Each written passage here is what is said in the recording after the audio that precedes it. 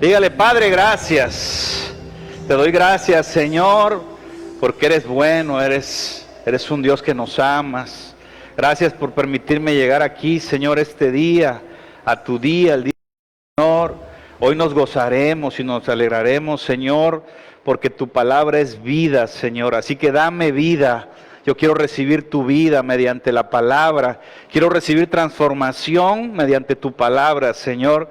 Dígale, hermano: quiero ser tierra fértil donde tu semilla germine y dé frutos en mi vida. Que se vea que tú habitas en mí, que se vea que tú haces cambios en mí y que se vea que yo camino contigo, Señor. Te doy gracias, Dios, por ser grande en misericordia para con nosotros. En el nombre de tu Hijo amado te damos gracias. Amén y amén. Dale una ofrenda de palmas al Rey. Puede tomar asiento. Buenas tardes, bienvenido, Dios le bendiga. Saludes, hermano, ¿cómo está? Gloria a Él. ¿Sabe que una de las cosas más hermosas que puede haber es alabar a Dios? Dice la Biblia que cuando nosotros partamos, cuando todos estemos en la presencia del Señor, es lo único que haremos. Estaremos alabando al Dios diciendo: santo, santo, santo es el Señor. Entonces, cuando usted alaba aquí y se conmueve y siente la presencia de Dios, está usted entrenándose para lo que va a hacer por la eternidad. Entonces es maravilloso alabar a Dios y le doy gracias a Dios por esta palabra que me daba para este domingo. La palabra se llama misericordia quiero. Todos sabemos que Dios es grande en misericordia, que tuvo misericordia de nosotros porque dio lo más preciado que es para un padre, que es un hijo. Lo dio para que nosotros tuviéramos una oportunidad, tuviéramos una alternativa, tuviéramos un camino, tuviéramos una referencia sobre cómo hacerlo, sobre qué hacer y a dónde ir. Así que también Dios, fíjese, hermano, quiere que nosotros también tengamos misericordia. Usted sabe que Dios nos ama y también sabe que nosotros somos seres frágiles. Usted sabe que tenemos una vida finita, ¿verdad? Y que comparados con los ángeles, amado hermano, pues nosotros somos más frágiles. Y eso hizo que Dios tuviera misericordia de su creación, de nosotros los humanos, ¿verdad? Incluso para que Él pudiera escribir, usted luego verá en su casa, en el Salmo 8, usted lo puede leer, y ahí en el Salmo 8 dice: los has hecho a nosotros un poco menor que los ángeles, dice, pero nos coronaste de gloria y nos encargaste de señorear de toda la creación. Entonces Dios, sabiendo nuestra fragilidad, nuestra debilidad, Dios tuvo misericordia y Dios nos dio eso que se llama señorío, ¿verdad? Nos coronó de gloria. Dios nos ama y esa es una forma como nos los demuestra. Esa compasión de Dios, esa misericordia de Dios, lo reflejó, hermanos, dejando bendiciones, ¿verdad? Para nosotros en la Biblia, que se reflejan con la revelación de Dios, con la revelación de su palabra, pero sobre todo con cobertura y con protección. Así que, hermanos, iglesia, si Dios quiere eso, el enemigo querrá siempre que no lo tengas. Eso es algo que tienes que considerar, porque sin protección, sin la protección de Dios, nosotros somos susceptibles a ser destruidos. Y una de las mejores coberturas, que en el fondo es misericordia de Dios, y que además es gratis, y que además es súper poderosa, hermano, es que conozcamos la palabra de Dios. Es que usted conozca de la palabra de Dios. Eso es misericordia. Dios hizo todo lo posible, evitó todo lo posible para que llegara a su vida, a su casa, una Biblia, una palabra de Dios, para que un misionero le hablara de Cristo, para que alguien lo invitara a la iglesia. Hizo todo lo posible, hermano, y eso se llama misericordia de Dios. Porque si no andaríamos perdidos, extraviados, sin luz, sin un camino. Y eso es la misericordia de Dios. Por eso dice Oseas 4:6, mi pueblo fue destruido porque le faltó conocimiento. La misericordia de Dios se refleja cuando tú recibes una palabra, cuando tú recibes un misionero o alguien que te evangeliza. Esa es la misericordia de Dios. Entonces Dios siempre querrá buscar protegernos para que no seamos destruidos y podamos crecer, prosperar y ser bendecidos. Ese, hermano y hermana, es el deseo de Dios. Ese es el deseo principal de Dios. Por eso por ahí usted leerá luego en su casa, 3 de Juan 1:2, que dice: amados, yo deseo que sean prosperados en todo. Pero luego viene una coma y dice: así como prospera tu alma. Entonces Dios lo que nos quiere es enseñarnos. Porque ¿cómo prospera el alma, hermanos? Bueno, Dios lo ha dicho a través de la historia y en su infinita misericordia la ha dejado escrita en la palabra de Dios. Vamos a hacer un pequeño recuento de cómo la misericordia de Dios se ve reflejada dejándonos en la palabra de Dios qué hacer. Por ejemplo, hermano, ¿usted recuerda la palabra que Dios le dio a Josué? ¿Se acuerda? Le dijo: solo esfuérzate y sé valiente. Esa es la forma de cómo prospera tu alma. Dios nos los fue dejando a través de la historia en la Biblia. A Josué le dijo: solo esfuérzate y sé valiente, y hoy te lo dice a ti, nos los recuerda. A Isaías le dijo: no temas, porque yo estoy contigo. Esa es otra forma de demostrarte la misericordia. Y hoy nos los dice a nosotros. A Moisés le dijo: yo estaré con tu boca y te enseñaré qué has de hablar. Es que no sé predicar, es que no sé evangelizar. Dios te dice: yo estaré ahí para que sepas qué decir. Y a Oseas le dijo: misericordia quiero. Y eso es de lo que hoy te vengo a hablar yo. Hoy vengo a predicarte de esto. Porque Dios también quiere que nosotros tengamos misericordia. Vamos a la palabra. Oseas 6, del 4 al 6 dice: ¿qué haré a ti, Efraín? ¿Qué haré a ti, oh Judá? La piedad vuestra es como nube en la mañana y como el rocío de la madrugada que se desvanece. Por esta causa, Efraín, Judá, yo los corté por medio de los profetas, con las palabras de mi boca los maté. Y tus juicios serán como luz que sale. Y dice así: porque misericordia quiero y no sacrificio. Fíjese, hermano, y conocimiento de Dios más que holocausto. La misericordia de Dios está en el conocimiento de su palabra de Dios. ¿Qué podemos aprender de este pasaje de Oseas, hermano? Uno, es que él habla a Efraín y a Judá, que eran los dos reinos, reino norte y reino sur de Israel. Le está hablando a los hijos, le está hablando a los que estamos aquí. También señala que no son misericordiosos, porque dice que la piedad de ellos es como la nube de la mañana y como el rocío de la madrugada. ¿Cómo es ese rocío de la madrugada? Algunos que nos levantamos un poco tarde los domingos ya no lo vemos, porque se desvanece. Y él estaba diciendo: pueblo mío, no tienen misericordia. Pueblo mío, su piedad es efímera. También en este pasaje pudimos ver cómo les dice: por la falta de misericordia yo los corté, y la palabra les juzga y vendrán a juicio constantemente. Quiere decir que no tener misericordia nos lleva a juicio, nos lleva a juicio. La misma palabra de Dios nos confronta.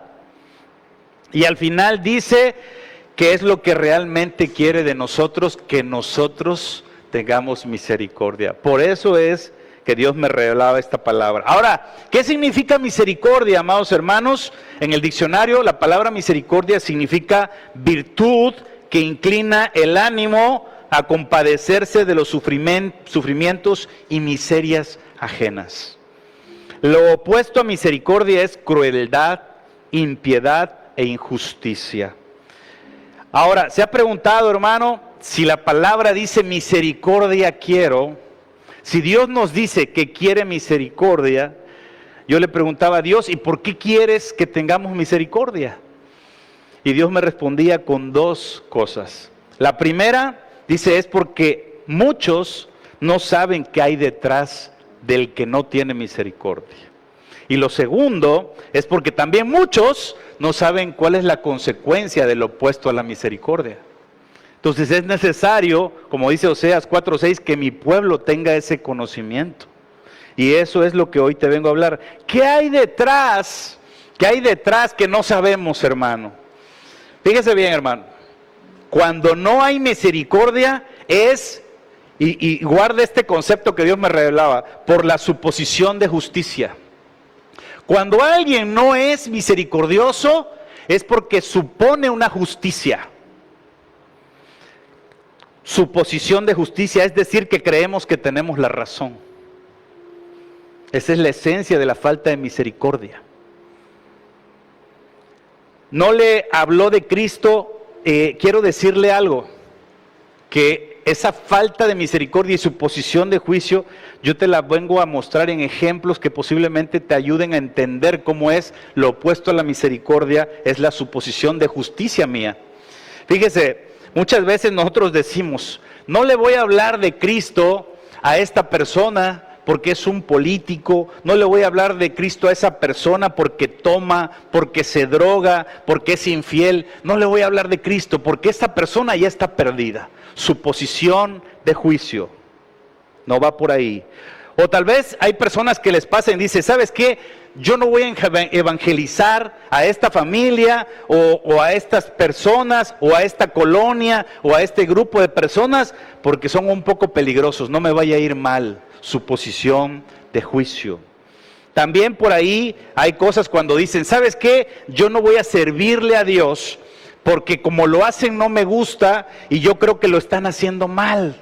Suposición de juicio, es un juicio que yo hago. O iré a ver a aquella hermana o hermano que está padeciendo ahorita temas de finanzas, de salud, de matrimonio, y le voy a decir, ya arrepiéntete, hermano, porque seguramente eres un pecador, por eso te está pasando esto.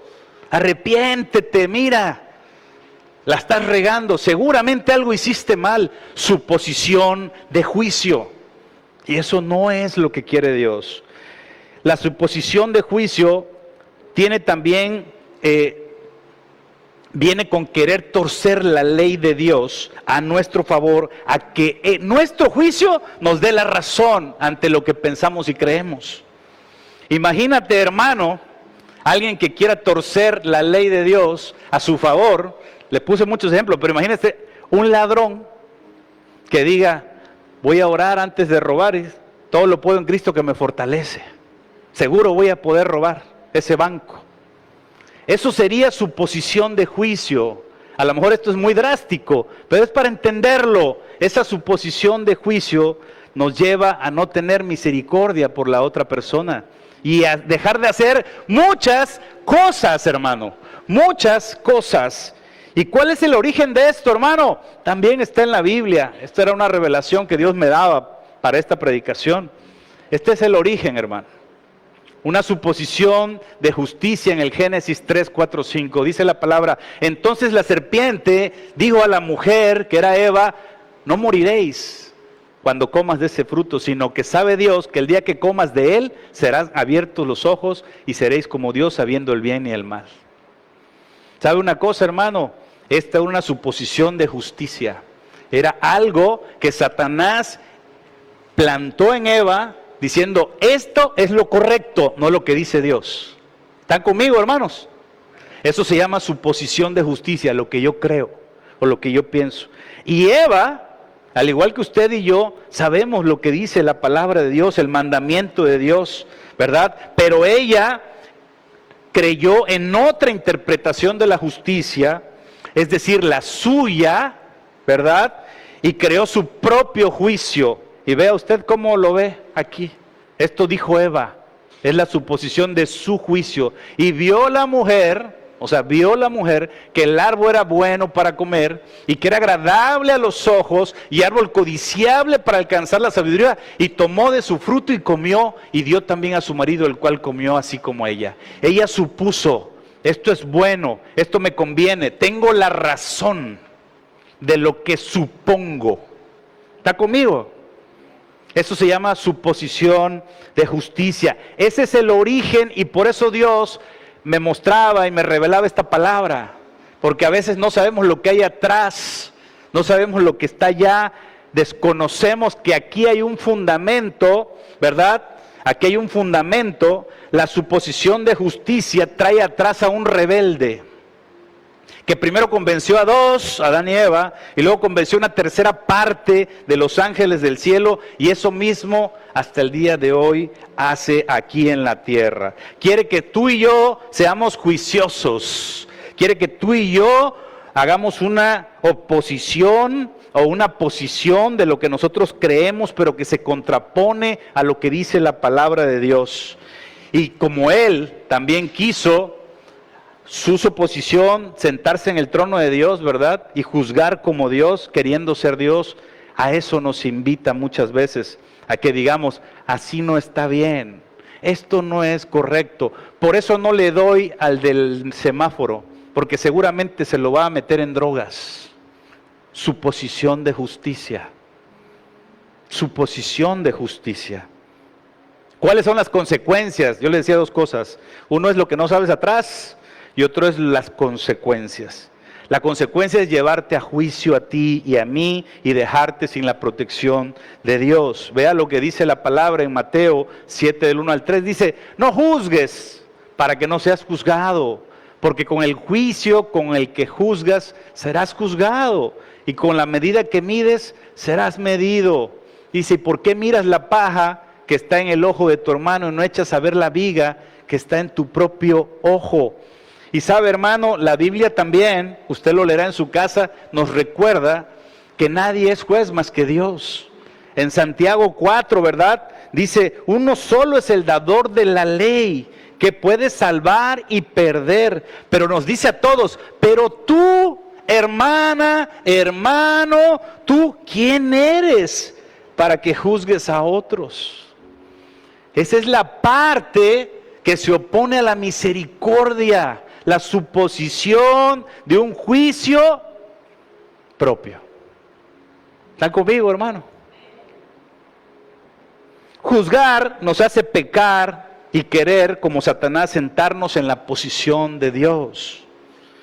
Y mire, qué bella es la Biblia, amados hermanos, porque la misma Biblia, la misma palabra de Dios, nos muestra ejemplos de cómo debe ser la misericordia, cómo debemos y cómo hacemos misericordia. Eso es lo más importante. ¿Cómo hago misericordia? Eso es lo más bello. La Biblia contempla en hermosos ejemplos. Fíjese, hermano, el primer ejemplo es el llamamiento de Mateo. Como cualquier pecador, como cualquier persona que usted crea que jamás va a llegar a Jesús, pero Jesús tuvo misericordia de él.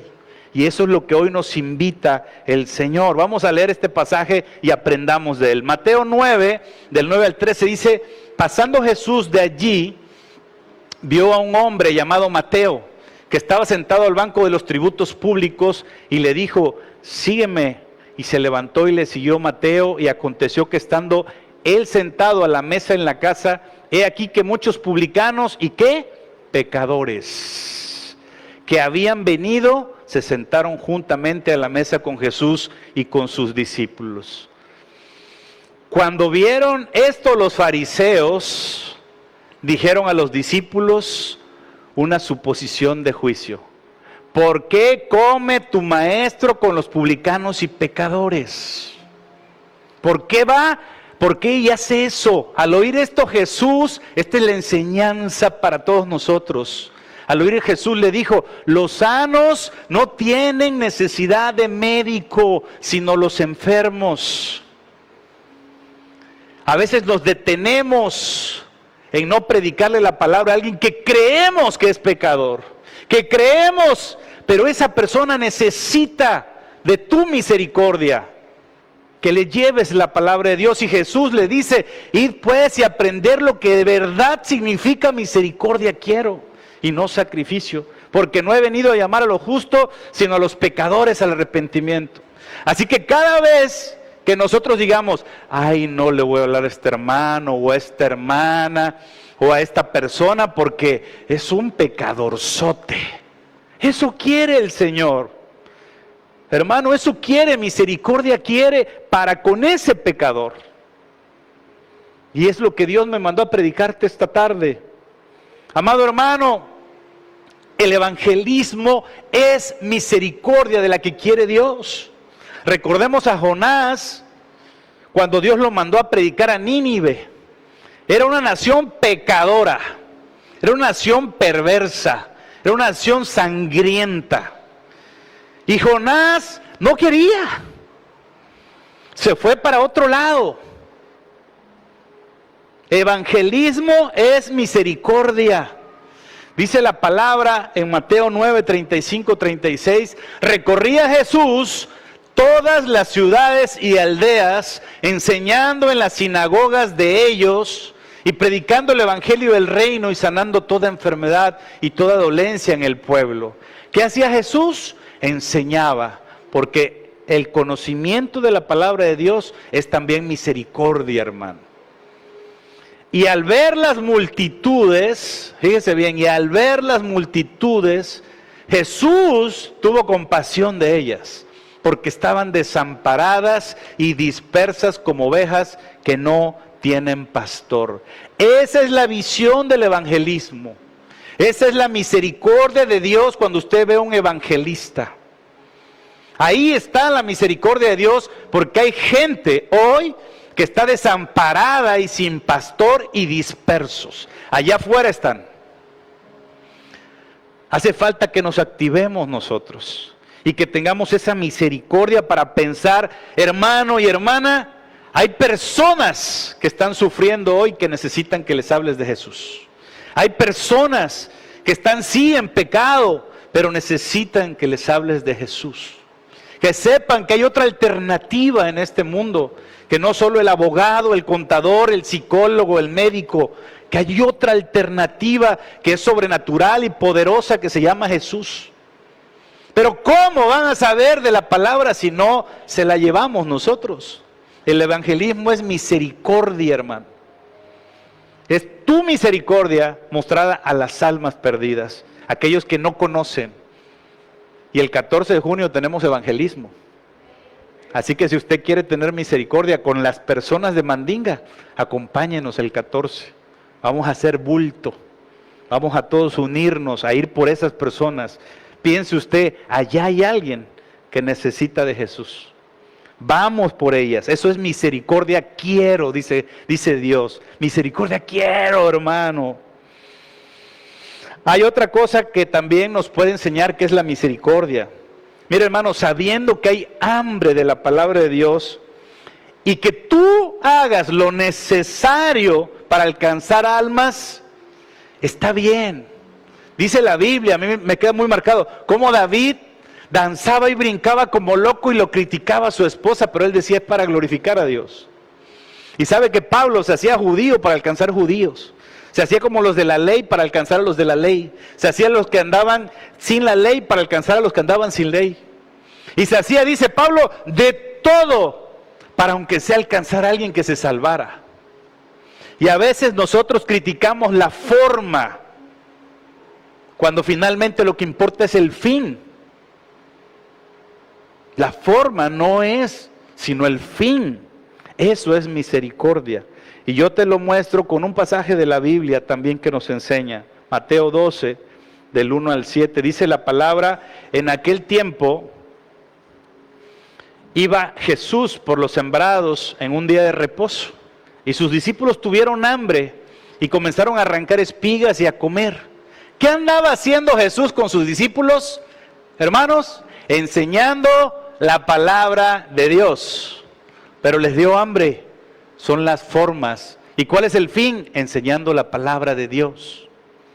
Y dice que empezaron a arrancar espigas y a comer, pero viéndolo los fariseos sentados, y ellos trabajando y predicando en el evangelio, le dijeron, he aquí mira tus discípulos, he aquí mira los evangelistas de Pan de Vida Riviera, mira nomás, hacen lo que no es lícito en el día de reposo.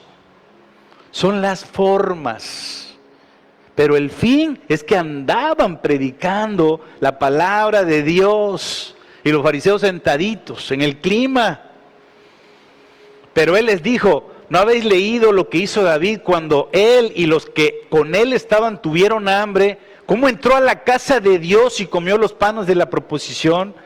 que no les era lícito comer ni a él ni a uno con los que él estaban, sino solamente a los sacerdotes?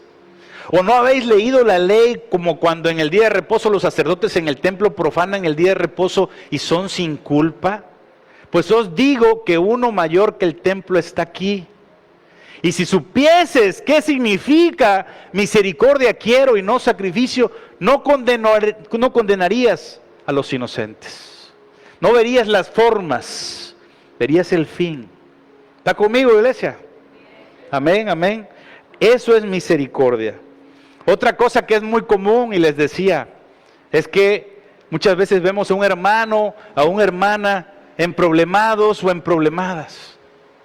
Y lo primero que nos viene a la mente es, segurito anda en pecado, segurito está pagando las consecuencias, segurito es eso. Pero quiero decirle, hermano, que no es lo que Dios quiere. Dios quiere que de verdad seamos el que escucha, el que da consuelo, el que le da aliento para que esa persona caída se levante. Y sí, a lo mejor está en pecado, pero necesita que lo lleves nuevamente al camino del Señor. A que sepa que Jesús lo está esperando nuevamente, que arrepentido puede volver a levantarlo. Y esa es la misericordia que quiere que nosotros reflejemos. Y sabe, eso le pasó a Job. ¿Usted ha leído el libro de Job? Es un libro difícil a veces. Y algo que me llama la atención y quiero platicarle, porque el libro de Job habla de un hombre recto, dice Dios, dice la palabra. Es un hombre recto que le pasa una desgracia espantosa. Pierde todo su dinero, pierde toda su familia, pierde a todos sus hijos. Y es algo terrible. Y aparte le da una enfermedad terrible. Y sabe que tenía 3 amigos por ahí. Y esos amigos, hermano, en lugar de tener misericordia de él, empezaron a tener una suposición del juicio de Dios hacia él. Y le empezaban, ese libro habla del argumento de los amigos y de la respuesta de Job. Pero como vemos en ese libro, es la falta de misericordia de los amigos. Porque alguien caído necesita que le ayudes a levantarse. No que le sigas juzgando y diciendo que tú seguramente pecaste, seguramente fallaste, teniendo una suposición de justicia y siempre diciendo estás en lo incorrecto. Eso no es lo que espera alguien caído. Job mencionó esto, hermanos. Dice, ¿hasta cuándo angustiaréis mi alma y me molestaréis con palabras, amigos míos? ¿Ya no me habéis vituperado 10 veces? ¿No os avergonzáis de injuriarme? Eso les decía Job a sus amigos, hermano. Oiga, ¿qué aplica de que con esos amigos, para qué queremos enemigos? ¿O no cree? Con esos amigos, ¿para qué queremos enemigos? Dice la palabra, aún siendo verdad que yo haya errado, sobre mí caerá mi error. El mismo Job decía, ok, amigo, estoy de acuerdo, pero aún así, pues yo tendría mi error. Yo me arreglaría con Dios, pero tú no eres juez para que vengas a vituperarme. Luego sigue diciendo Job, así mira hermano, 19 del 21 al 23 dice, oh vosotros mis amigos, ¿qué le dijo Job a los amigos? Tengan compasión de mí. Tened compasión de mí, porque la mano de Dios me ha tocado, ¿por qué me persigues tú como Dios? Esta es la esencia de esta predicación. Muchas veces hacemos una suposición de justicia. ¿Cómo lo haría Dios para con este amigo? ¿Cómo lo haría Dios para estas personas? ¿Cómo lo haría? Una suposición de justicia. Y ni aún dice, de mi carne os saciáis. ¿Quién diese ahora que mis palabras fuesen escritas? ¿Quién diese que se escribiesen en un libro? Y aquí está el libro de Job. Dios se lo cumplió a Job. Pero al final, fíjese hermano, ponga atención. Al final de este libro de Job, Dios nos muestra y nos confirma que estos amigos que hacían una suposición de juicio estuvieron mal. Y eso es lo que yo quiero que te lleves. Ese es un error. La suposición de justicia, querer sentarnos en el trono de Dios juzgando a los demás, es un error. Así dice, ¿cómo termina Job? Y fíjense lo que ya entra Dios ahí. Y entonces Dios dice, y aconteció después que habló Jehová estas palabras a Job, y Jehová dijo a los amigos, mira, mi ira se encendió contra ustedes, porque no habéis hablado de mí lo recto como mi siervo Job. O sea, que todos los juicios de los amigos eran faltos de misericordia, eran juiciosos, y no era lo que Dios quería. ¿Está conmigo, iglesia? Vamos terminando con una clase magistral del Rey de Reyes, del Señor de Señores. La clase termina con un pasaje hermoso donde Jesús nos enseña. ¿Ha usted escuchado del buen samaritano? Ese pasaje bíblico. Ahí es donde Jesús nos enseña verdaderamente misericordia. Vamos a leer la primera parte de este pasaje de Lucas 10 del 25 y al 28. Y dice, y he aquí un intérprete de la ley. Fíjate, hermano, era alguien que sabía de la palabra de Dios, así como Eva sabía de la palabra de Dios, de lo que no tenía que hacer. Y dijo para probarle a Jesús, Maestro, ¿haciendo qué cosas heredaré la vida eterna?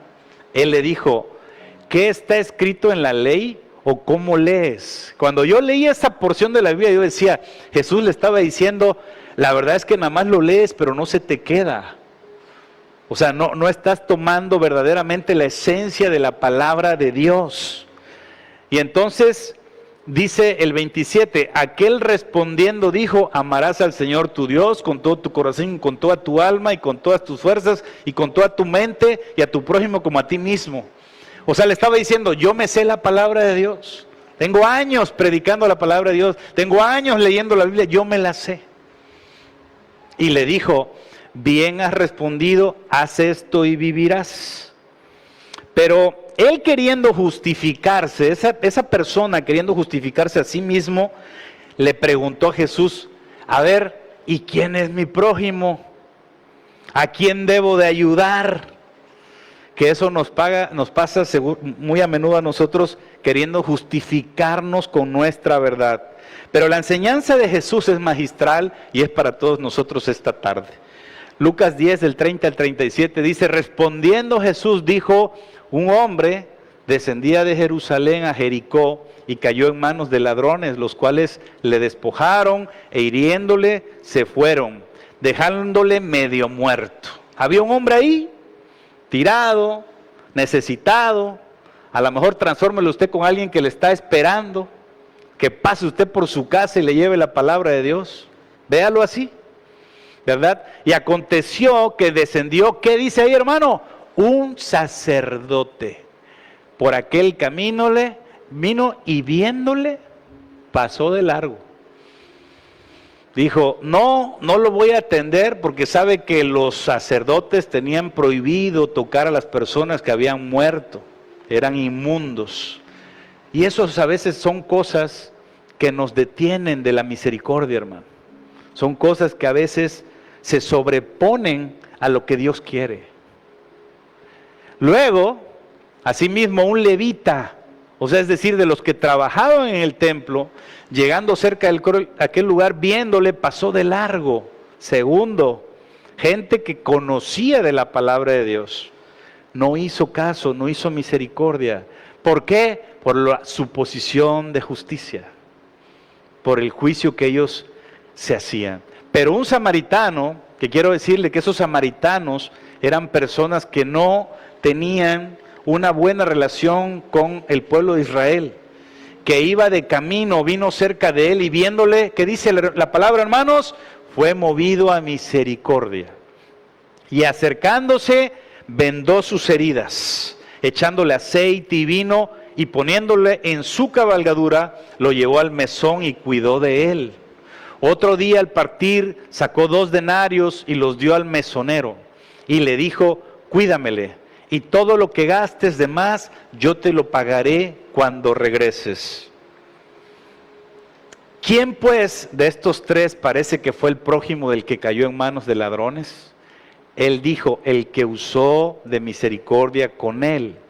Y entonces, aquí está el motivo de esta palabra de Dios. Jesús le dijo, ve y haz lo mismo. Misericordia quiero.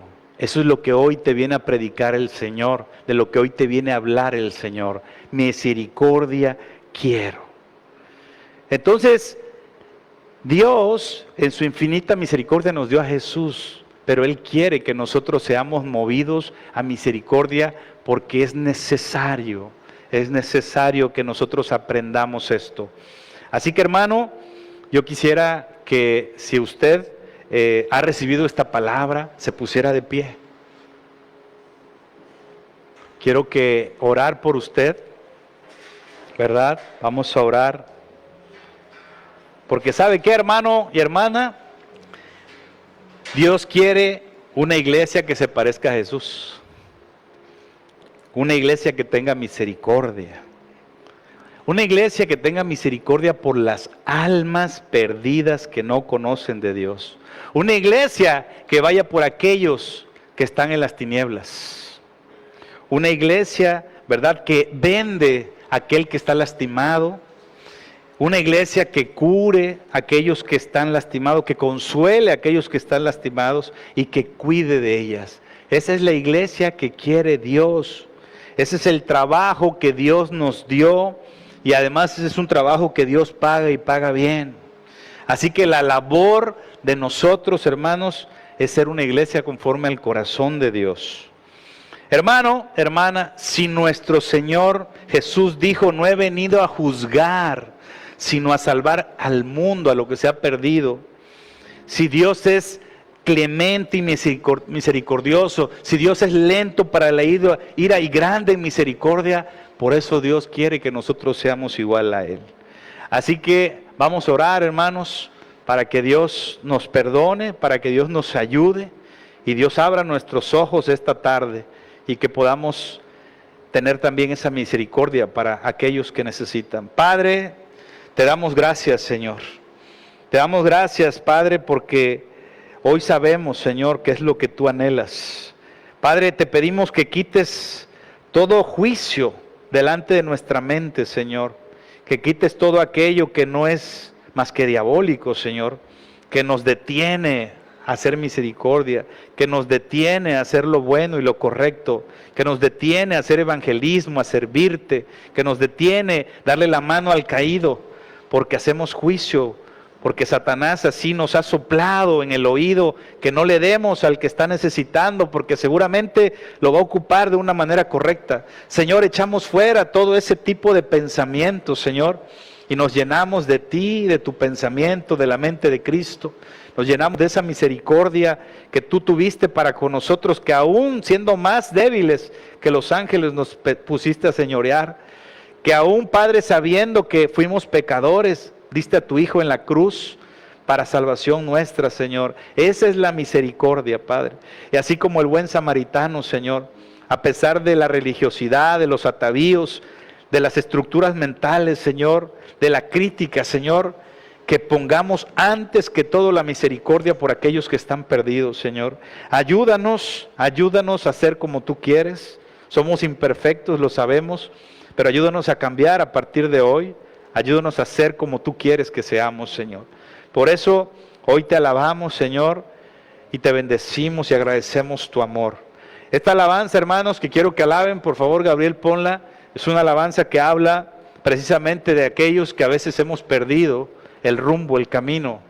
Y que esta predicación, junto con esta alabanza, habla de retomar nuevamente la dirección correcta y la forma correcta, buscando el fin y no viendo las formas. Así que vamos a alabar a Dios, hermanos. Denle toda la gloria y la honra al Señor, hermano. Vamos a decir lo que dice alabanza. Súbele un poco, Gabriel, acá le puedo subir yo. No, déjalo. Te alabamos, Señor.